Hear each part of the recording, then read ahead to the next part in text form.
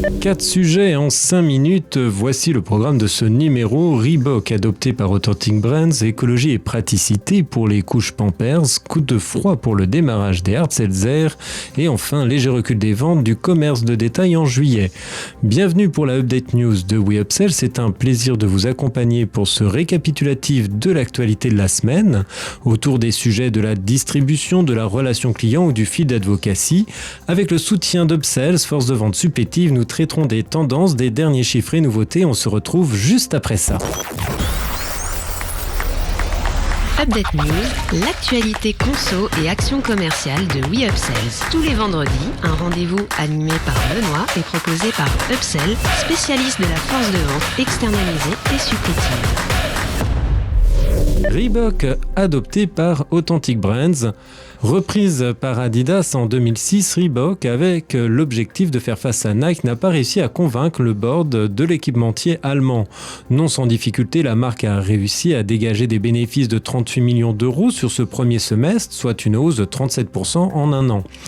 Toutefois, les performances globales ne sont pas suffisantes, surtout comparées à Adidas. Aujourd'hui, Adidas cède sa filiale à Authentic Brands Group qui exploite notamment les marques Brooks Brothers et Forever 21. Ainsi, Adidas s'entend se focaliser sur le renforcement de sa marque. Avec ce changement de propriétaire, nous pensons que la marque Reebok sera bien positionnée pour son succès à long terme.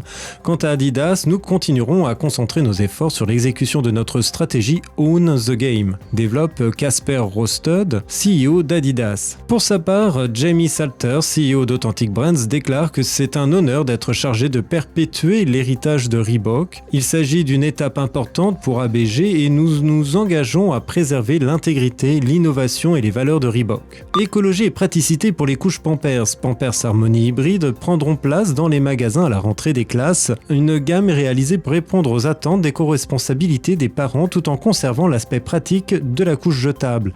La marque du groupe Procter & Gamble innove dans cette nouvelle gamme de couches mi-lavables, mi-jetables. Le produit se compose d'une couche culotte lavable et réutilisable, un change unique ajustable pour suivre la croissance de l'enfant, conçu dans une matière douce pour la peau mais étanche aux fuites. La partie jetable se présente comme un insert absorbant garantissant les habituelles qualités de la marque Pampers, barrière anti-fuite, voile respirant avec matériaux d'origine végétale et sans parfum. Coup de froid pour le démarrage des hard seltzer, même si l'été ne fut pas des plus ensoleillés, ajoutant une difficulté supplémentaire, les hard seltzer n'ont pas connu l'engouement du public tant espéré, souligne LSA et ERI. Sur la période du 4 janvier au 18 juillet, ce nouveau segment a généré 857 000 € sur les circuits Hyper, Super et Proxy. Sa présence continue de se développer avec une DV qui a passé la barre des 70 points sur la dernière période, complète Eric Marzek, directeur d'unité chez IRI. Sa demande se construit petit à petit. L'offre est large car les acteurs majeurs des sodas et spiritueux ont tous souhaité être le pionnier du hard seltzer en France. Parmi les premiers entrants, nous retrouvons Coca-Cola, Bacardi Martini ou encore Pernod Ricard.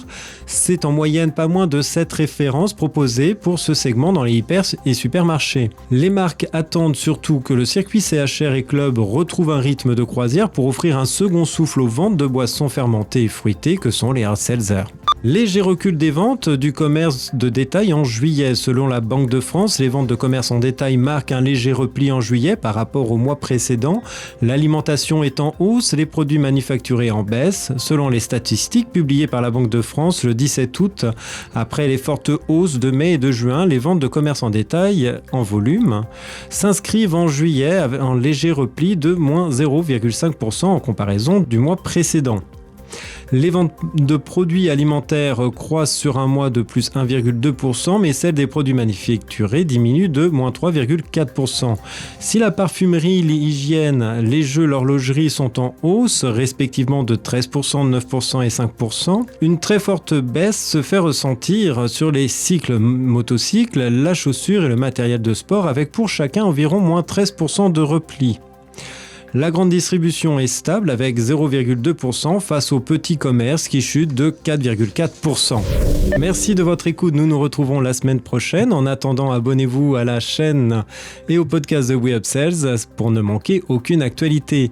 Enfin, n'hésitez pas à commenter et réagir sur les sujets. Les équipes d'Upsells et moi-même, nous vous souhaitons d'excellents moments à tous.